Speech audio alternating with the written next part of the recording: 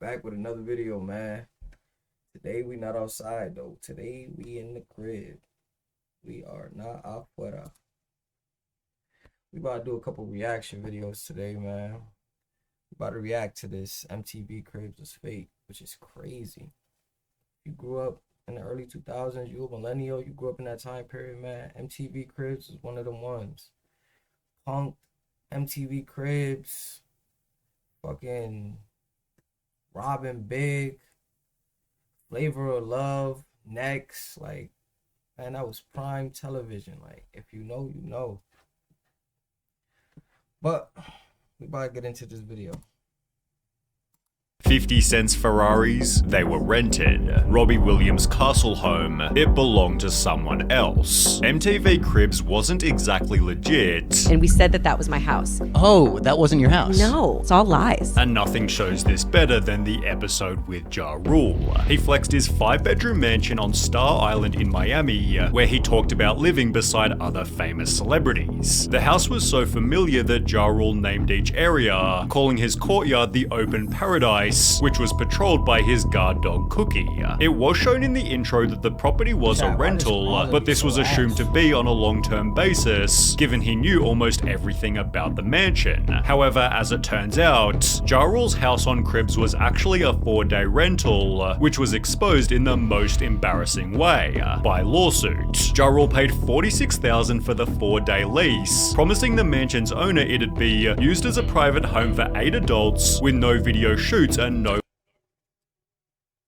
Bros flexing the Airbnb on MTV Cribs. It's crazy. loud parties. Why I said Airbnb like that? Airbnb. The fuck?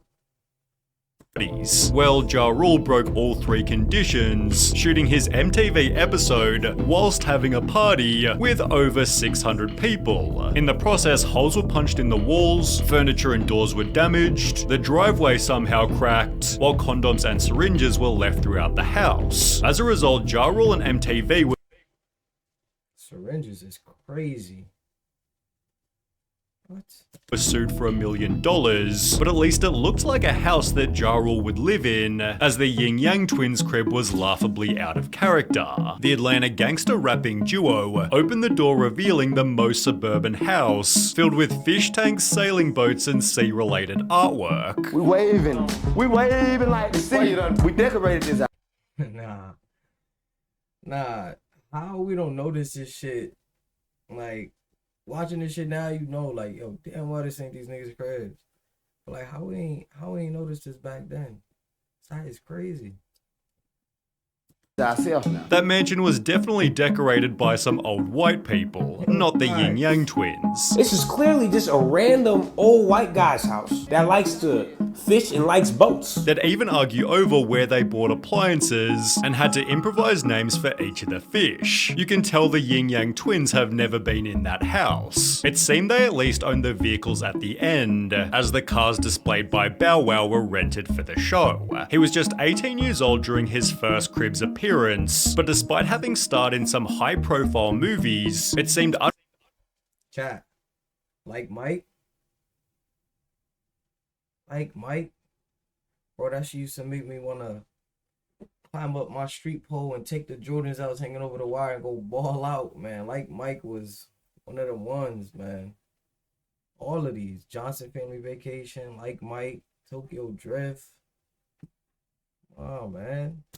unrealistic that he could afford a 6-bedroom mansion and a fleet of luxury cars. With his name airbrushed above his bed, it seemed as though Bow Wow at least owned the house, although the luxury vehicles were a little more suspicious, because 2 years later he'd go on the show again, during which a viewer made an observation. We had MTV Cribs running in the background and watched 21-year-old Bow Wow show off his bachelor pad in Miami, along with his pimped out Bentley, Lamborghini and Cadillac Escalade. But then we noticed the word Prestige at the bottom of all 3 cars and decided to Google Prestige Rental Cars Miami, and what do you know, there it was. Prestige was the name of the company that Bow Wow rented the cars from, which was likely encouraged by the show, as Birdman also used the service during his appearance. Regardless, people clowned on Bow Wow, stating, "Ha ha ha, I wonder if he rented the condo too," which by looking at his life was also highly likely. For example, he'd post his Ferrari to his Instagram, writing, "Take the drop top to the night spot, keep the California in California, we went hard tonight, Grammy weekend," which was then reposted by a car rental company who accidentally exposed our good friend Bow Wow pulling up to the Grammys with our Ferrari California. 1 year later, it was exposed for flexing a rented Hollywood mansion, but the worst example was in 2017 when he'd post this to his Instagram. He showed the price. I remember this.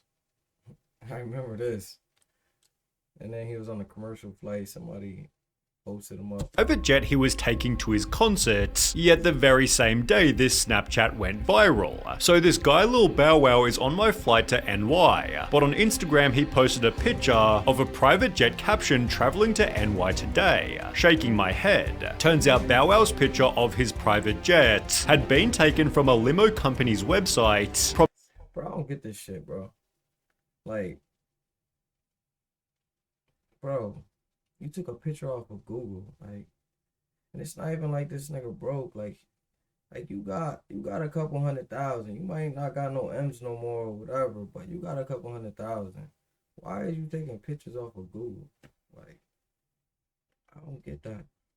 Prompting people to dig even deeper, discovering he'd done this on more than one occasion. It seems his MTV Cribs episode led to years and years of faking luxury, but as mentioned in Bow Wow's expose, 50 Cent had done a similar thing. 50 Cent's episode was the definition of excess. He showed his 19-bedroom, 35-bathroom mansion, which included a squash court, movie theater, recording studio, and its very own nightclub. Equally impressive was his car collection, which included 4 different rare collectible Ferraris, leading him to state, "I know you ain't see these before when you was watching Cribs because everybody ain't got these." Yet it seems 50 Cent didn't have them either. Each Ferrari had little numbers on their windshields, leading to a forum post reading, "If you notice the small white numbers in the top left-hand corner of the windshields on the F50 and Enzo, those are the numbers of the cars that were in the Hartford Concorso parade," which was confirmed when the user posted these photos. Another forum member added, "It's pretty obvious that they aren't his, because it's a known fact that there's only one yellow Enzo in CT, which was owned by a pretty well-known hedge fund manager." Well, someone else then officially confirmed.